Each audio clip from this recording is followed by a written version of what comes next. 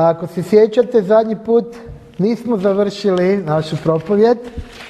Malo je predugo trajao uvod. Znači, naša propovjed je dolazila iz prve poslanice Timoteju. Znači, prva poslanica Timoteju, poglavlje 4. I sjećate se, čitali smo cijelo poglavlje, ali evo danas ćemo pročitati samo od stiha 9 do 16, jer smo prošli put čitali, znači cijelo poglavlje, a danas ćemo pročitati stihove od 9 do 16, to je strana 249 u našim Novim zavjetima. Prva Timoteju, poglavlje 4, stihovi 9 do 16.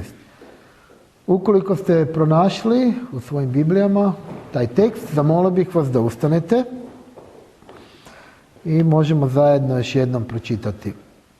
Biblija kaže: vjerodostojna je ova riječ i vrijedna svakog prihvaćanja, jer zbog toga se i trudimo i podnosimo sramotu, pošto se pouzdajemo u živoga Boga, koji je spasitelj svih ljudi, osobito vjernika. To zapovjedaj i poučavaj. Neka nitko ne prezire tvoju mladost, nego budi uzor vjernicima u riječi, u vladanju, u ljubavi, u duhu, u vjeri, u čistoći. Dok ne dođem, posvećuj se čitanju, poticanju, poučavanju. Ne zanemaruj onaj dar koji je u tebi, koji ti je darovan po proroštvu, polaganjem ruku starješinstva. O tome duboko promišljaj, potpuno se predaj tome, da tvoj napredak bude očit svima. Pazi na samoga sebe i na nauk. Ustraj u tome, jer čineći to spasit ćeš i sebe i one koji te slušaju. Amen. Oče nebeski, hvala ti za ove stihove koje smo pročitali. Hvala ti za tvoga Sina Isusa Krista i hvala ti da se možemo u potpunosti pouzdati u njega, da on je spasitelj svih ljudi. I hvala ti na tome, Gospodine, i hvala ti da zbog toga smo mi večeras ovdje sakupljeni, zbog toga jer si nas ti spasio, jer smo prihvatili tebe kao svog spasitelja, prihvatili smo tvoju riječ kao jedini autoritet po pitanjima vjere i praktičnog života. I molim te, Gospodine, da nam progovoriš kroz ovu riječ. Pomogni meni, Gospodine, da ispravno tumačim tvoju riječ i pomogni da svi zajedno ne samo da čujemo istine iz tvoje riječi, nego da ih primjenjujemo u životu. Molim te u tvoje sveto ime, ime Isus. Amen. Izvolite sjesti. Prošli put smo imali prilično dugi uvod jer smo objašnjavali sve ove stihove, ali ovi stihovi stvarno, cijelo to poglavlje zaslužuje stvarno pažnju i da dobro promislimo o svakom stihu. I evo sad kad smo čitali, znate da naša propovjed dolazi iz stiha 12, znači da Pavao potiče Timoteja da bude uzor vjernicima. I evo prošli put smo rekli da treba biti uzor u riječi i to smo onda objasnili i tako dalje. I večeras ćemo još pogledati što to znači biti uzor u vladanju, u ljubavi, u duhu, u vjeri i u čistoći. Ali evo prije nego krenemo na to objašnjavanje, samo bih htio da ponovo pogledamo stih 10 koji kaže: jer zbog toga se i trudimo i podnosimo sramotu, pošto se pouzdajemo u živoga Boga, koji je spasitelj svih ljudi, osobito vjernika.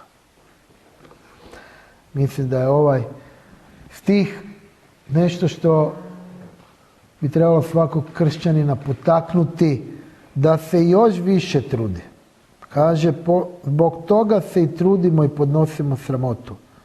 I možemo se upitati koliko je to stvarnost u našim životima da podnosimo sramotu. Ali da podnosimo sramotu radi toga jer se pouzdajemo u živoga Boga. Naš život treba karakterizirati jedna stvar, a to je pouzdanje u živoga Boga.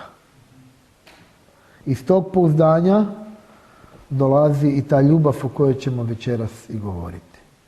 Ali mislim da je ovo jako važno da vidimo, da se upitamo, ja sam sebe i svako od nas ponaosob, što to znači pouzdati se u živoga Boga. Što to znači za nas praktično. Jer znamo da je taj živi Bog dobar Bog. Taj živi Bog je spasitelj svih ljudi. Spasitelj svih ljudi. On nije onaj koji uništava sve ljude, nego je onaj koji spašava sve ljude. Onaj koji želi da svatko na ovom svijetu dođe do spoznaje istine, prihvati njega i da mu on može darovati vječni život. Da mu može darovati najbolji dar koji postoji. Da može darovati u potpunosti svoju ljubav. Da mu može u potpunosti dati sve ono što on ima.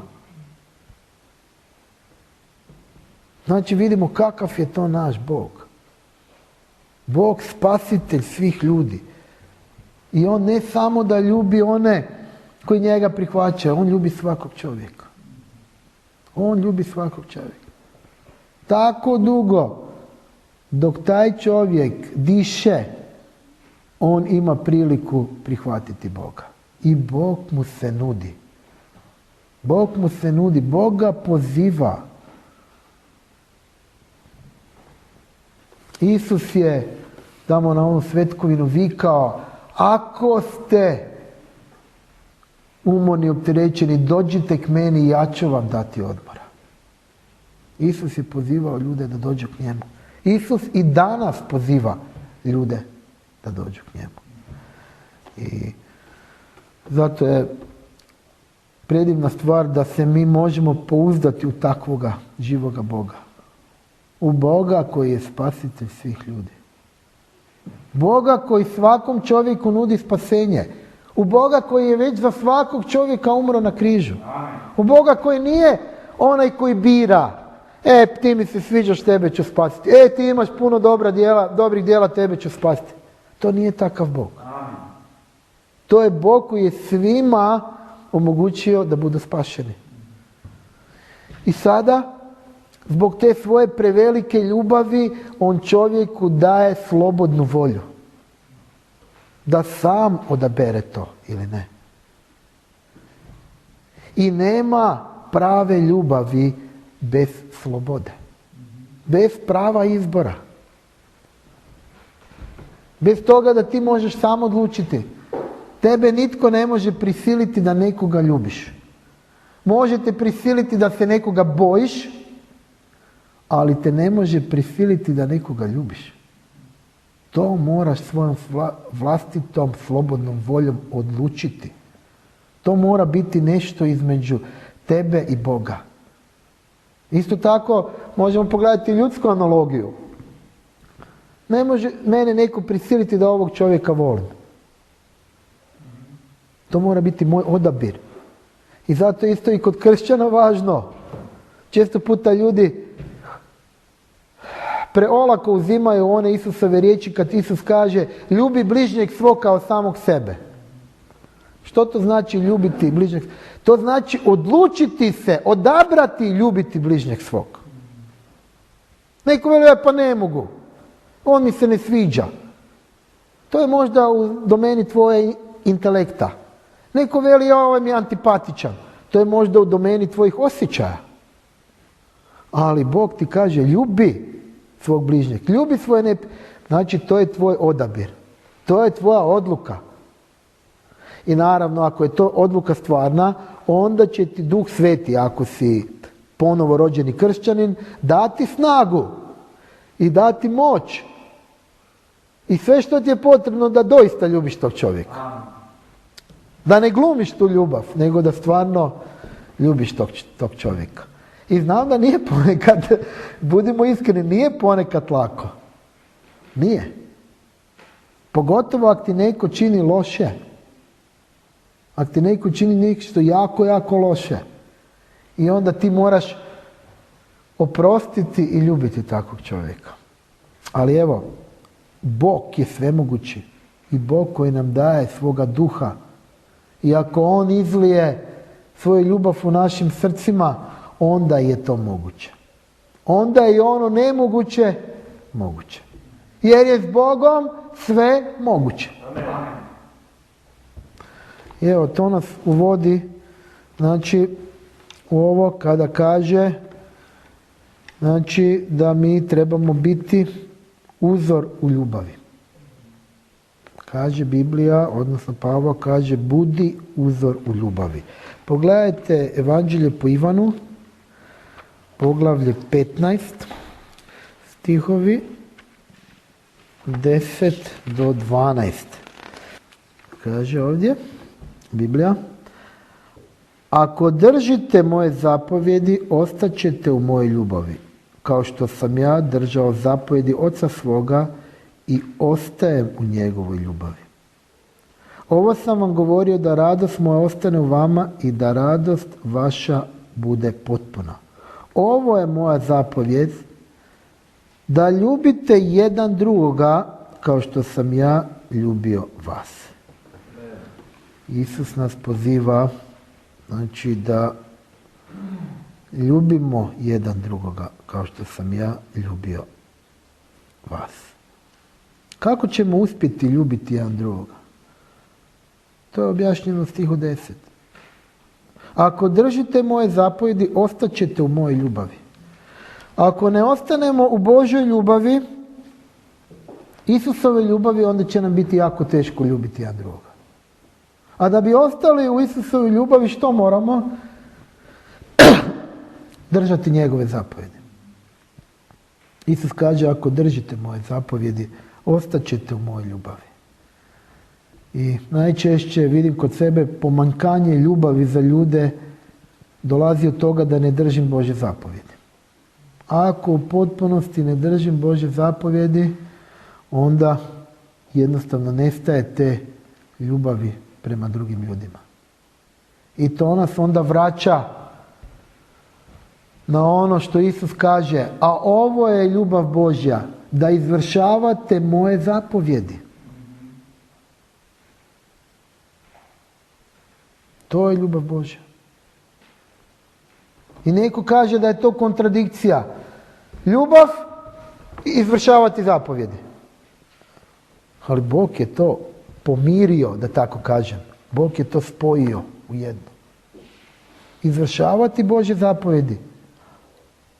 I onda ti Bog daje da možeš ljubiti. To je način kako doći do stvarne istinske ljubavi, nepatvorene, da ne moramo glumiti ljubav ili svesti ljubav samo na osjećaje. Ljubav uključuje osjećaje, ali nije samo osjećaj. Ljubav znači činiti, izvršavati Božje zapovjedi. Ovo je ljubav Božja, da izvršavate moje zapovjedi. Evo pogledajte iz Rimljanima poslanice, poglavlje 12, stihovi 9 i 10. Ljubav neka bude neprijetvorna. Gnušajte se zla, prijanjajte uz dobro. Budite odani jedan drugome u bratskoj ljubavi. Poštovanjem prednjačite jedan drugome.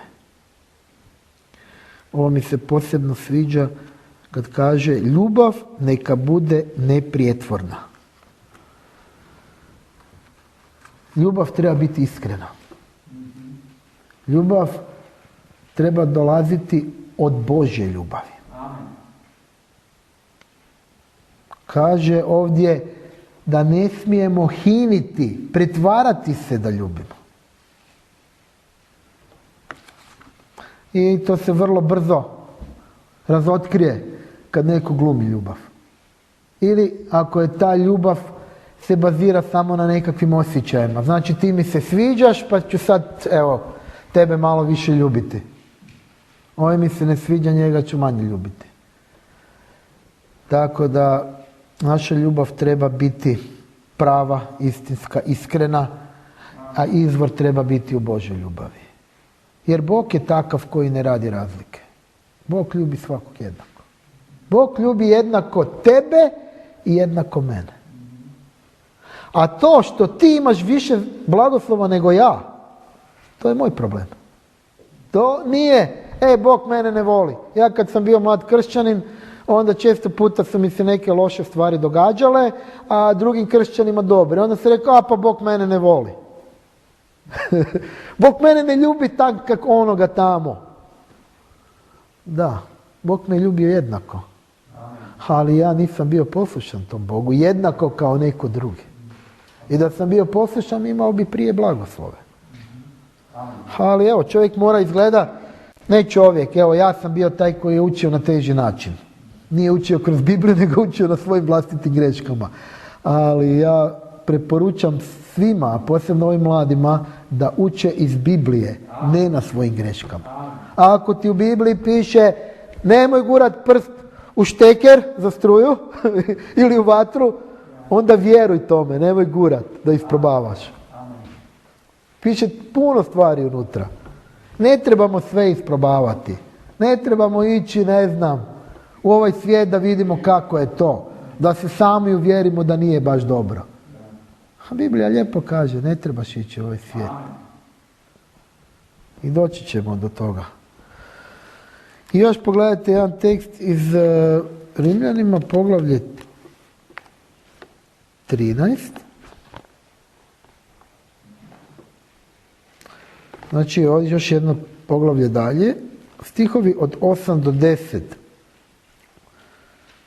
Biblija kaže, ovo su isto praktični savjeti povezani sa ljubavi. I ljubav je nešto praktično. Nikome ništa ne dugujte, osim da ljubite jedan drugoga. Jer tko ljubi drugoga, ispunio je zakon. Jer ono ne čini preljuba, ne ubi, ne ukradi, ne svjedoči lažno, ne poželi i svaka druga zapovjed sadržana je u ovoj besjedi, to jest ljubi bližnjeg svoga kao samog sebe. Amen. Ljubav bližnjemu ne čini zla. Stoga je ljubav ispunjenje zakona. Ljubav je ispunjenje zakona. I ako stvarno ljubiš, onda ti nećeš imati problema s preljubom, nećeš imati problema s krađom, nećeš imati problema sa laganjem, jer ti znaš duboko u sebi da laž čini zlo tvom bližnjemu. I tebi samom. Ali ovdje govorimo o bližnjemu. I ovo je isto jako dobro. Nikome ništa ne dugujte. Ovo je danas aktuelno. Nikome ništa ne dugujte. Danas ljudi žive na dug. A Biblija kaže nikome ništa ne dugujte. Zato jer zna Bog da to nije dobro stanje za čovjeka, da je nekome dužan. Možemo naći 1000 izgovora. Ja isto imam kredit, ali blizu je otplata, zato mogu o tome propovijedati. Ali Biblija nas uči da nikome ništa nismo dužni. Da ne možemo živjeti na dug. Da je to protiv Božje riječi. I to neko veli, pa tu se misli na ljude. Ako si dužan banke, neko je vlasnik te banke, možda jedan, možda dva, ti si njima dužan. Znači, nekome si dužan. Možda mislimo da je to normalno živjeti na dug, zato jer svi tako žive. Ali Biblija nam govori drugo. Biblija nam govori da ne trebamo živjeti na dug. To što mi živimo tako, to je naša greška. I ja sam u tom grijehu, priznam. Vrlo vjerojatno i svi vi imate nekakve kredite, kupili ste nešto za novac koji još nemate i tako dalje.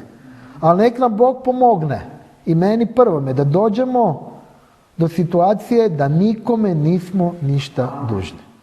I to neka nam bude nekakav cilj za budućnost. Ali naravno, još važnije od toga je osim da ljubite jedan druga. Jedino što smo dužni je to da ljubimo jedan drugoga. To smo dužni.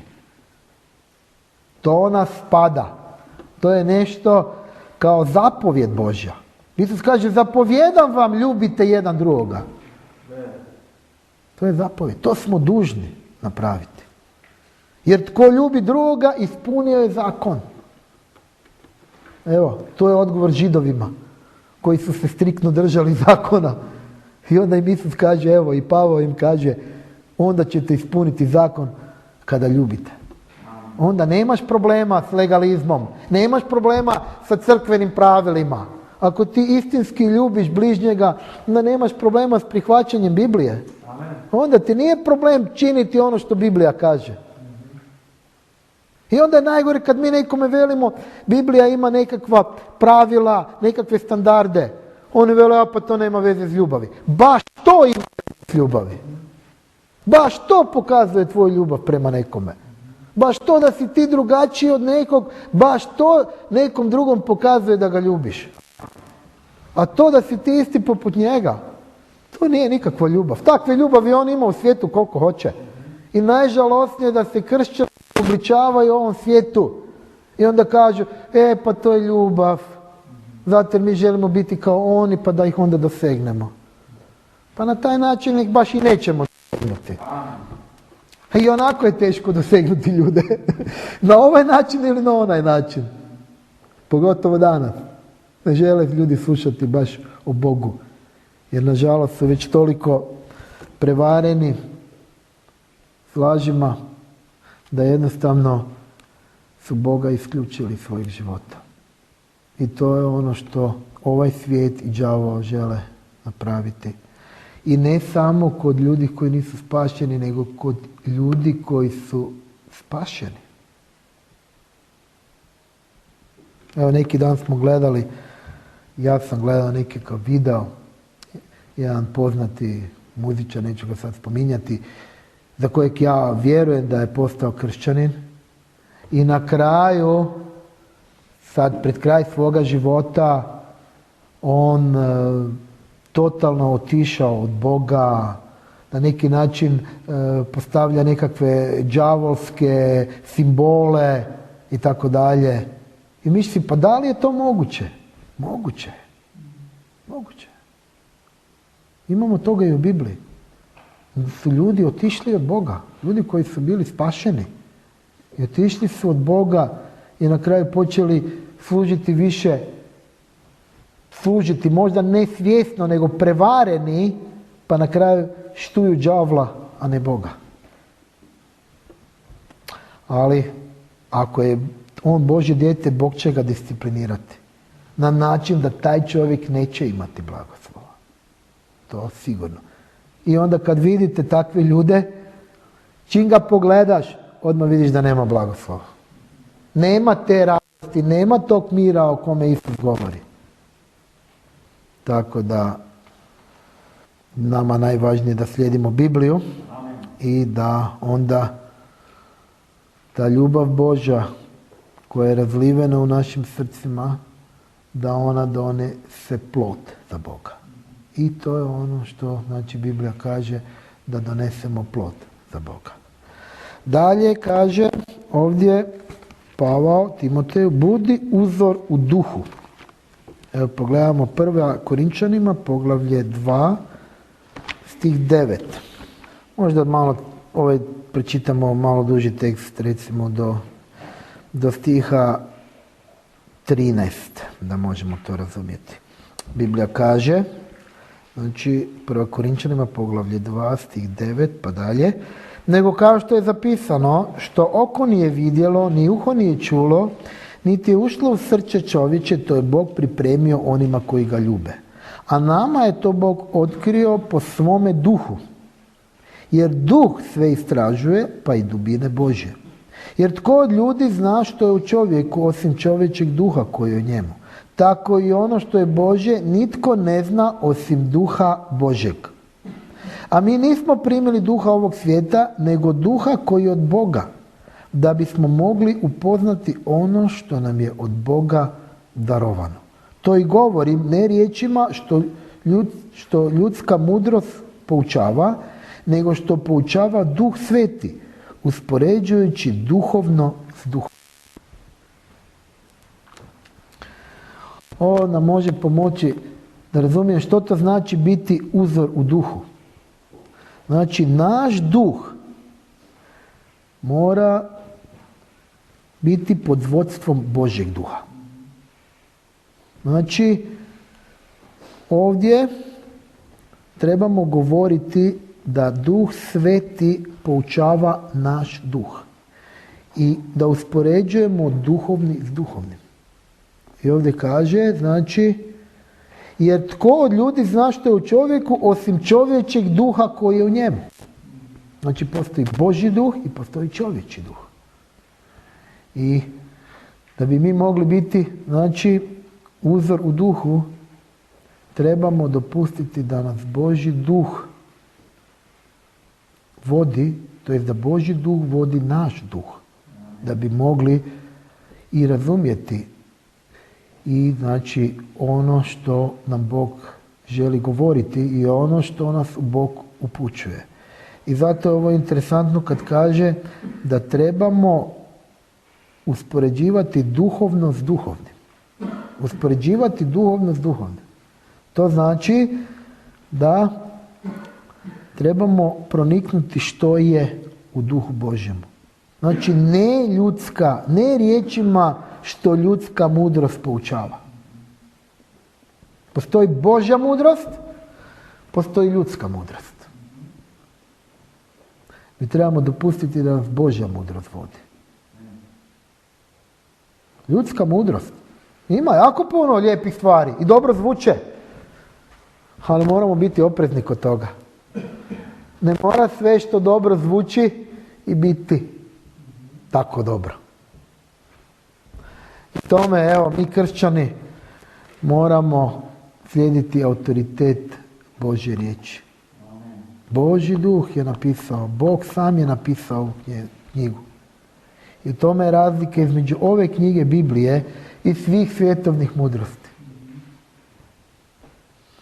I ovo je interesantno, stih 14 moram pročitati. A naravni čovjek ne prima ono što je od duha Božjeg, jer je to za njega ludost. I ne može to upoznati, jer se to duhovno prosuđuje. Znači, naravni tjelesni čovjek ne prima od duha Božjeg. To je za njega ludost, kaže Biblija. I ne može to upoznati. Ovo je jako interesantno. Tak dugo dok ne počneš gledati na novi način, otvoriti se za nešto novo, ti ne možeš razumjeti. I to je ono što je isto jako bitno kod spasenja. Kad ti prihvatiš Boga, onda ti Bog otvara i daje ti razumijevanje. Onda ti postaješ duhovno biće. Kad ti prihvatiš Isusa i u onom trenutku spasenja tvoj duh oživi i ti postaješ duhovno biće. I tjelesno i duhovno. Do onda tvoj duh je bio mrtav. Isus kaže, pusti mrtvace, neka pokapaju svoje mrtvace. To znači da su ljudi bili duhovno mrtvi za koje je Isus govorio. I to znamo i to mnogi ne razumiju, te biblijske istine. U onom trenutku kad je Adam i Eva prekršili Božju zapovjed, a Bog im je rekao, u onaj dan umrijećeš. Nisu pali mrtvi dole, ali oni su umrli duhovno. Amen. Jer da nisu umrli duhovno, onda je Bog lagao. Zašto bi onda Bog rekao umrijećeš u onaj dan, ne? Znači nešto se dogodilo, duhovna smrt je nastupila. Amen. I to čitamo i Novi Zavjet to objašnjava i tako dalje. Znači naš duh mora govoriti ono što govori Duh Sveti. To znači biti uzor u duhu. I onda takav čovjek, naravno, bit će i drugačiji. Pogledamo, imam tu još jedan stih iz Judine poslanice. Judina 17 do 23. To su par stihova. Judina, to je prije otkrivenja. Znači, čitat ćemo stihove 17 do 23. Strana 288, Biblija kaže: ali vi, ljubljeni, sjetite se riječi što su ih prorekli apostoli Gospodina našega Isusa Krista. Oni su vam govorili da će u posljednje vrijeme biti podrugljivaca koji će hoditi za svojim bezbožnim požudama. To su oni koji se odvajaju puteni koji nemaju duha. A vi, ljubljeni, nadograđujte se na svojoj najsvetijoj vjeri, moleći se u Duhu Svetome. Sebe očuvajte u ljubavi Božoj, iščekujući milosrđe Gospodina našeg Isusa Krista za život vječni. I na neke se sažalite razlikujući ih, a druge sa strahom spašavajte grabeći ih iz ognja. Mrzite i odjeću od tijela okaljanu. Znači opet vidimo nasuprot duha je tijelo. I oni koji su tjelesni, naravni, ne razumiju ono što je od duha. Jedino naš duh, ako je živi duh, ako živi, može razumjeti poruke Svetog Duha. I evo, nek nam Bog pomogne da budemo uzor u duhu. Dalje kaže Pavao Timoteju, budi uzor u vjeri. Budi uzor u vjeri. Pogledaj Rimljanima poslanica, poglavlje 4, stihovi 18 do 25. Rimljanima 4, 18 do 25. Biblija kaže: on je protivno nadi povjerovao u nadu da će postati ocem mnogih naroda prema onome što je rečeno. Toliko će biti sjeme tvoje. I budući da nije oslabio u vjeri, nije promotrio svoje već obamrlo tijelo, kad mu je bilo oko 100 godina, ni obamrlo starine utrobe. I nije se pokolebao nevjerom u Božje obećanje, nego se ojačao vjerom, dajući slavu Bogu. Te potpuno uvjeren da je Bog što je obećao moćan i učiniti. Zato mu se i uračunalo u pravednost. Ali nije samo za njega zapisano da mu se uračunalo, nego i za nas kojima će se uračunati, ako vjerujemo u onoga koji je uskrsnuo od mrtvih, Isusa, Gospodina našega, koji je predan zbog naših prijestupa i uskrsnut radi našeg opravdanja. Ovdje se spominje Abraham, to ste shvatili zbog Sare. Abraham je otac vjere. On je, znači, povjerovao Bogu. On je vjerovao Bogu. I kaže ovdje, i nije se pokolebao nevjerom u Božje obećanje. Ono što Bog kaže, to će Bog izvršiti. I u tome trebamo biti uzori u vjeri. Da vjerujemo u ono što nam je Bog dao u Bibliji. I ako je Bog tako rekao, Bog će tako učiniti. Ovdje kaže, i te je potpuno uvjeren da je Bog što je obećao moćan i učiniti. Amen. Ono što Bog kaže, on će to učiniti. Amen. To vrijedi za tebe, vrijedi za mene. To vrijedi za tvoj život, vrijedi za moj život. To vrijedi za ovu zemlju, to vrijedi za cijeli svemir. Što Bog kaže, to će učiniti. Amen. I evo još jedan tekst interesantan iz 1. Ivanove poglavlje 5. 1. Ivanova 5. Stihovi 1 do 5. Jako dobri stihovi.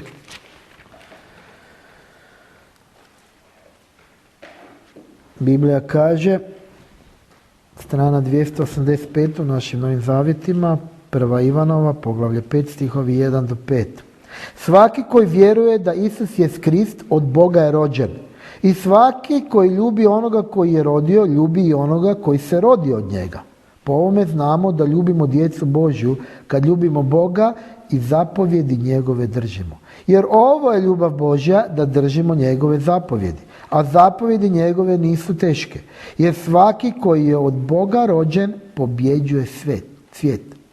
A ovo je pobjeda koja pobjeđuje svijet. Vjera naša. Tko je taj koji pobjeđuje svijet, ako ne onaj koji vjeruje da je Isus Sin Božji? Amen. Opet vidimo ljubav, zapovjedi, vjera. Koji ljubi, drži Božje zapovjedi. Kad ljubimo Boga i zapovjedi njegove držimo, onda kaže jer svaki koji je od Boga rođen pobjeđuje svijet, a ovo je pobjeda koja pobjeđuje svijet, vjera naša. To je pobjeda koja pobjeđuje svijet, vjera naša. Opet vidimo vjera, poslušnost i ljubav. To se isprepliče kroz cijelu Bibliju. I ovdje znamo što to znači ljubav. Kaže ovdje, to smo prije citirali, ali ovo je ljubav Božja, da držimo njegove zapovjedi. Ovo je znači pobjeda koja pobjeđuje svijet, vjera naša. I onda ako želimo biti uzori u vjeri, onda ta vjera naša mora pobjeđivati svijet. Moramo biti pobjednici u ovom životu i onda će to ljudi prepoznati. Zbog Isusa i zbog onoga što je On učinio za nas. Jer stih 5 kaže, tko je taj koji pobjeđuje svijet ako ne onaj koji vjeruje da je Isus Sin Božji. Samo onaj koji vjeruje da je Isus Sin Božji, on pobjeđuje svijet. I može biti uzor u vjeri. I evo zadnja stvar za večeras, kaže Pavao Timoteju, budi uzor u čistoći. Pogledajmo 2. Korinčanima, poglavlje 6. 2. Korinčanima, poglavlje 6. Stihovi 14 do kraja poglavlja i onda stih 1 iz 7. poglavlja 2. Korinčanima. Biblija kaže: ne budite neprimjereno ujarmljeni zajedno s nevjernicima, jer kakvo zajedništvo ima pravednost s nepravednošću, kakvu zajednicu ima svjetlo s tamom, a kakvu slogu ima kri s belijarom. Ili kakav udio ima onaj koji vjeruje s nevjernikom, a kakav sporazum ima hram Božji s idolima. Jer ste vi hram živoga Boga, kao što je Bog rekao. Prebivat ću u njima i hoditi s njima i bit ću njihov Bog, a oni će biti moj narod. Stoga izađite iz njihove sredine i odvojite se, govori Gospodin, i ne dotičite nečisto i ja ću vas primiti. I bit ću vam otac, a vi ćete mi biti sinovi i kćeri, govori Gospodin svesilni. Budući dakle da imamo ovo obećanja, ljubljeni, očistimo sebe od svake ljage tijela i duha, usavršavajući svetost u strahu Božjem. Kaže ovdje da se ne dotičemo ništa nečisto. Uzor u čistoći. Nemojmo se, doticati ništa nečistoga. Nemojmo biti neprimjereno ujarmljeni s nevjernicima. Nemojmo imati zajedništvo s nepravednošću. Nemojmo imati zajednicu s tamom.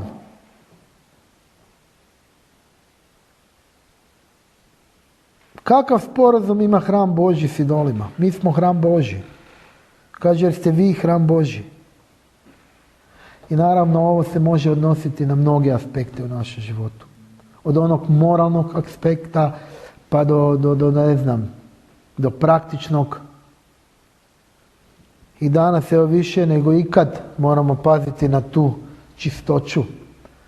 I često puta kad spominjemo čistoću misli se i najčešće na tu moralnu čistoću.